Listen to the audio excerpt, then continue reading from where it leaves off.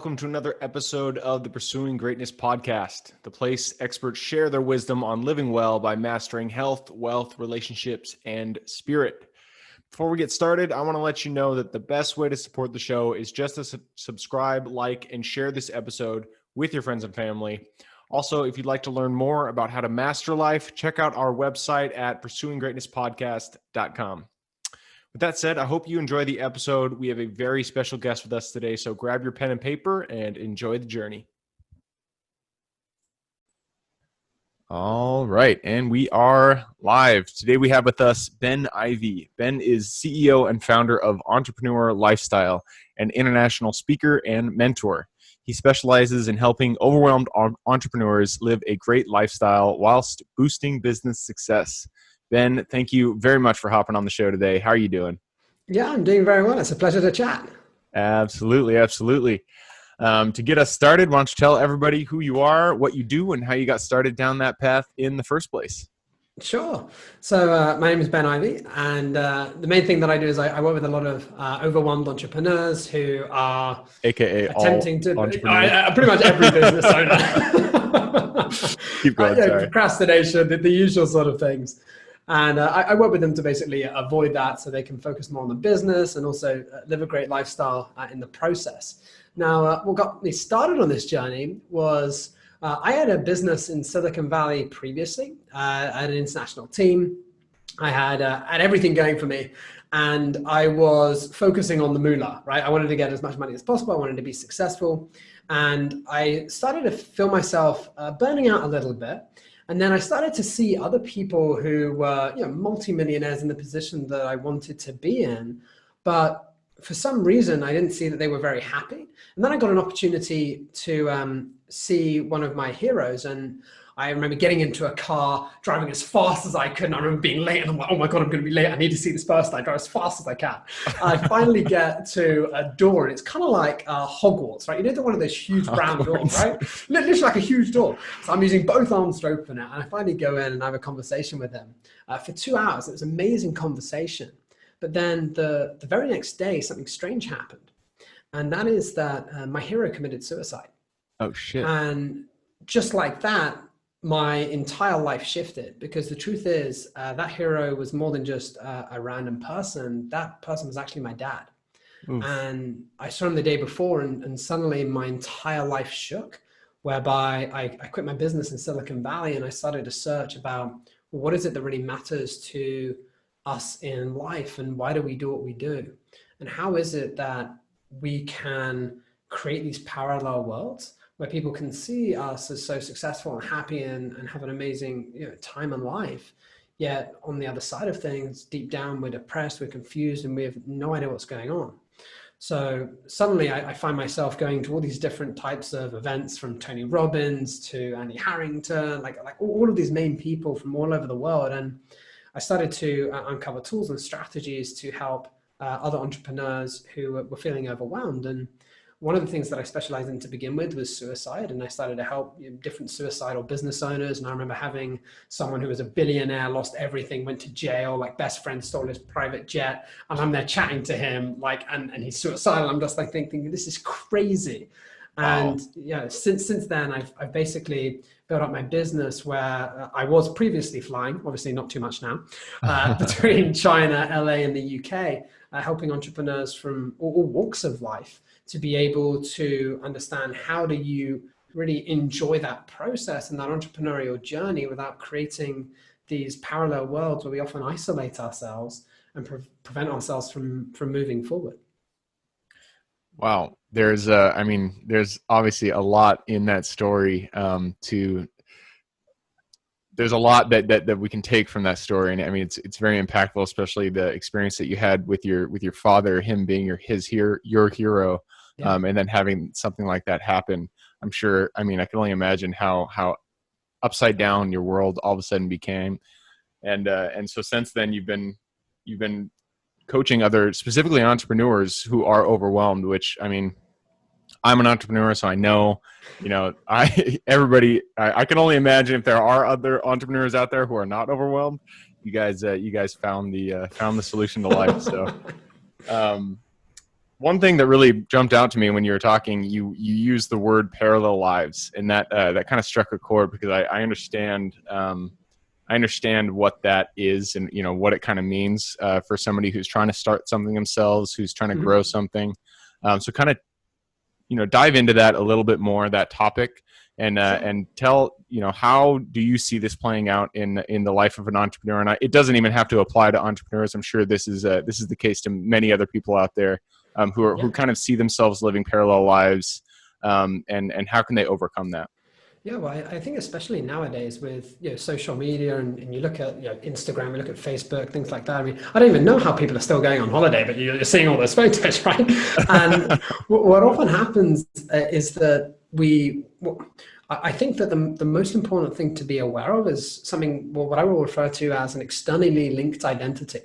And what this is where we link who we are to something outside of ourselves. So this could be the amount of followers you have. This could be your business. This could be the value of what you give to others. And what happens is if you rely on something else to provide you with who you think you are, if that's taken away from you, and so often that is with business owners, like the business goes down or suddenly you downsize, suddenly who you think you are has just been deteriorated because it's reliant on something else. And I see that as a massive issue.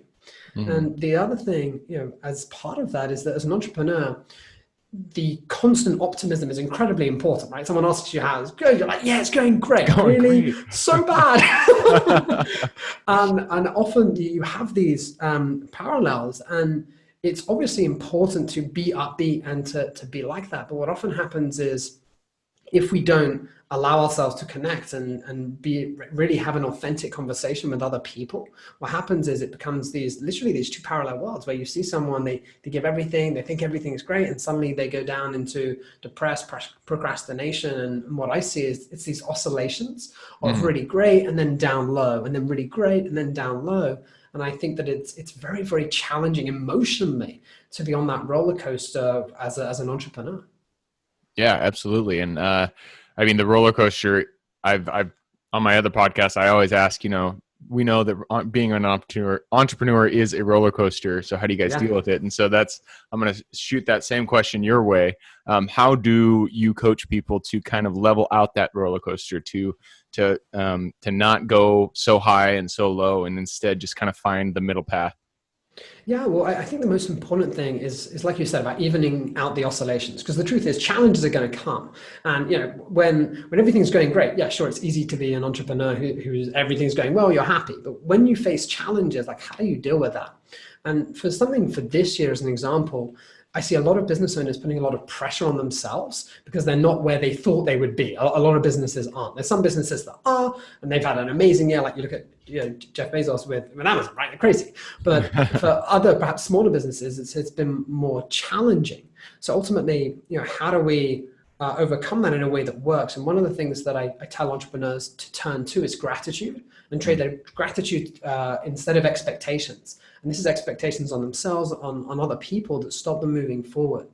The other things that I say is that it's incredibly important to define and live your entrepreneurial lifestyle. What I mean by this is the lifestyle you live whilst you build your business. Because what often happens in those periods of business isn't going well, I see business owners neglect themselves, like they overwork, they neglect their health, they don't do the things that they really need to keep on top. And being able to define and set perhaps some of those business boundaries, I found has been fundamental for myself as well as other business owners to be able to smooth out those oscillations that don't hit us hard. Yeah, absolutely. I like that you said that. And for me, what kind of works is, I mean, you were mentioning that you don't link your identity to anything external. And so what has worked for me in the past is first to get solitude, and just to kind of find that gratitude. I can't be grateful if I'm just moving all the time. I don't know. Maybe there's some like trick that I'm not I'm not privy to, but when I'm constantly moving, I find it very difficult to be grateful. And so what I like to do is just to find moments of solitude, and usually longer moments. I'll take a whole day and just kind of not do anything. And in those moments, I'm able to kind of tease out that gratitude that was otherwise hid underneath the constant movement. So I like that you said that. I thought that's a very good piece of advice.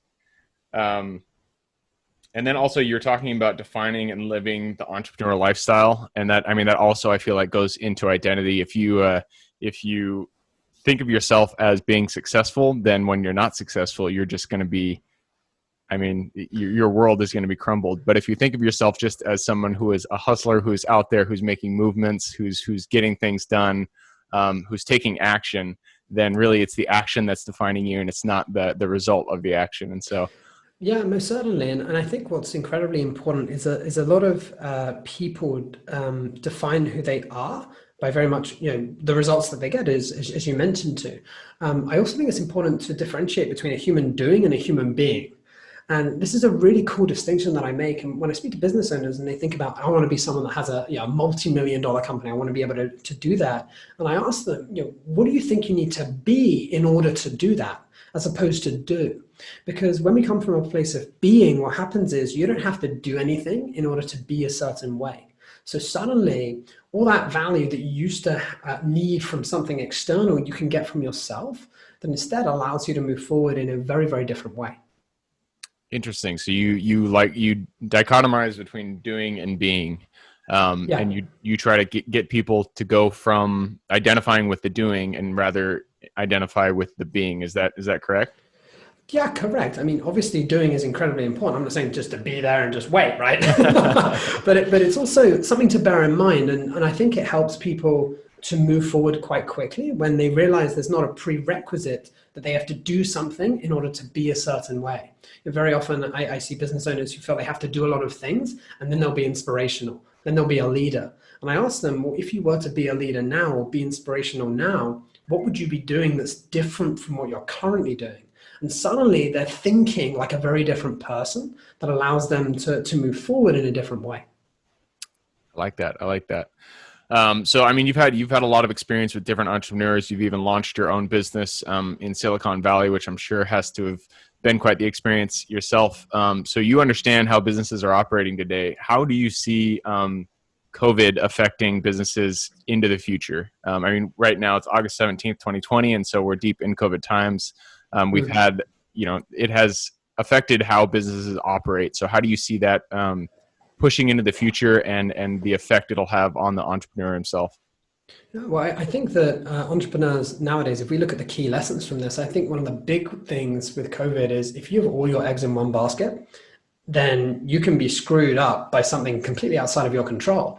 And I think it's a reality check of thinking, do I need to create these different streams of income to allow myself to be more diversified? Do you have to go online? Yes.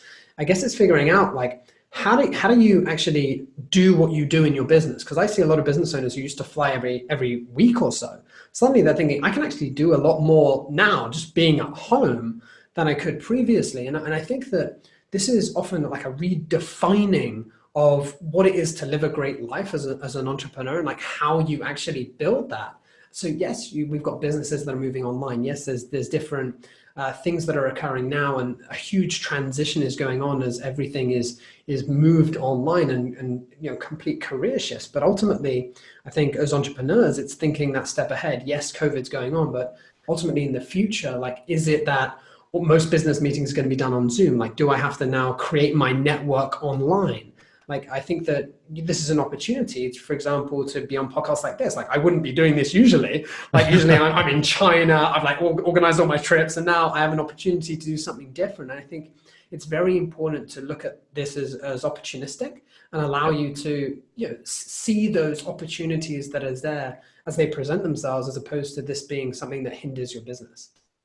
Awesome. Yep. I love that perspective. Take it as it comes and then see the opportunity within the catastrophe.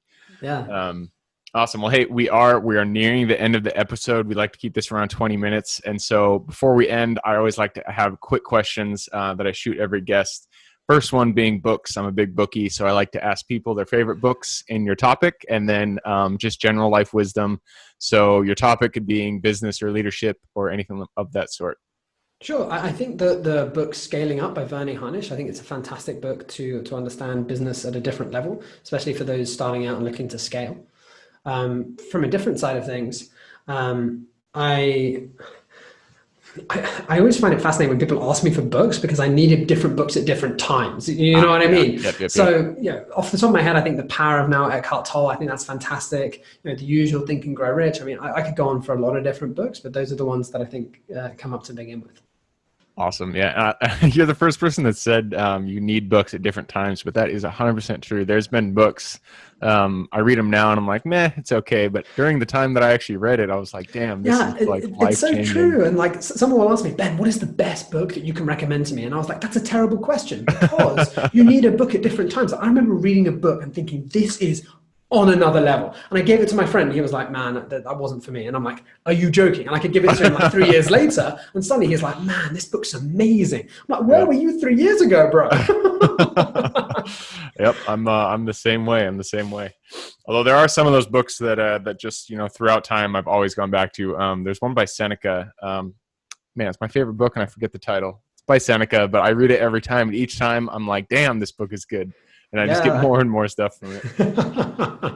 All right, on to the next question. Habits. We know that habits kind of create the foundation of your life. And so I like to ask everybody, if you could pinpoint one habit that you feel produces the most results for you in your life, what would that habit be? For me, it's a daily power, which is the morning routine that I have, consisting of gratitude, visualization, exercise. Like for me, I think that the morning is like the time to do that. I'm sure people have said that before. So something different that I like to do is thinking time. I think thinking time's amazing. Like I just schedule an hour just to think about one question. Game changing. I love it. It's so fascinating to see the different insights that I get just posing on just a question and diving deep. Awesome. I love that. Do you have like a thinking chair that you go to? I kind of picture I, you. my thinking my thinking chair is next to me. Sit there. I've got my book. I set my timer 45 minutes. I'm just there and until it goes off. And it's a really fascinating way to get different insights in your business and like just posing on a question and diving deep. It's helped me change my business in a multitude of ways because I just get different ideas that I wouldn't have previously. I like it. I like it. I do kind of the same thing. I need a thinking chair though. That's a really good idea.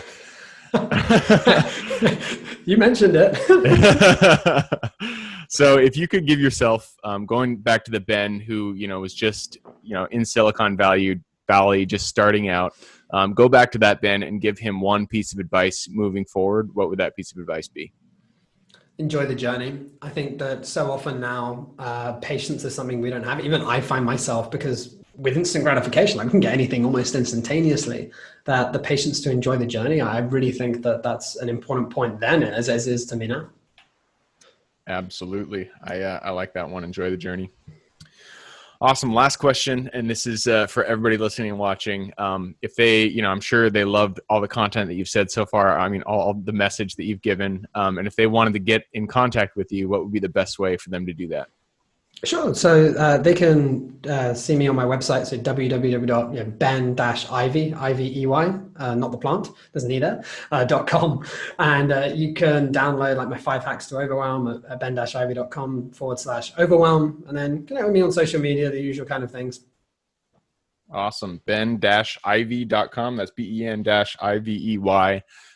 I will also put his LinkedIn URL in the show notes. So if you want to reach out to Ben, click through there and say hi.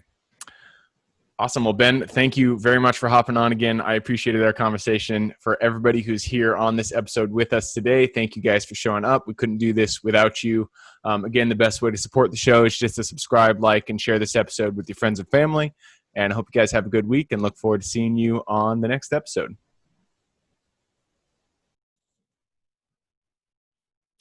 Thank you guys for sticking with us on another episode of the Pursuing Greatness podcast. I hope you got a lot of value out of that guest. Again, the best way to support the show is just to subscribe, like, and share with your friends and family. Also, check out pursuinggreatnesspodcast.com if you want to get more information about what we do and what we offer. I hope you guys have a great day and keep living in integrity with yourselves. And I look forward to seeing you on the next episode coming shortly.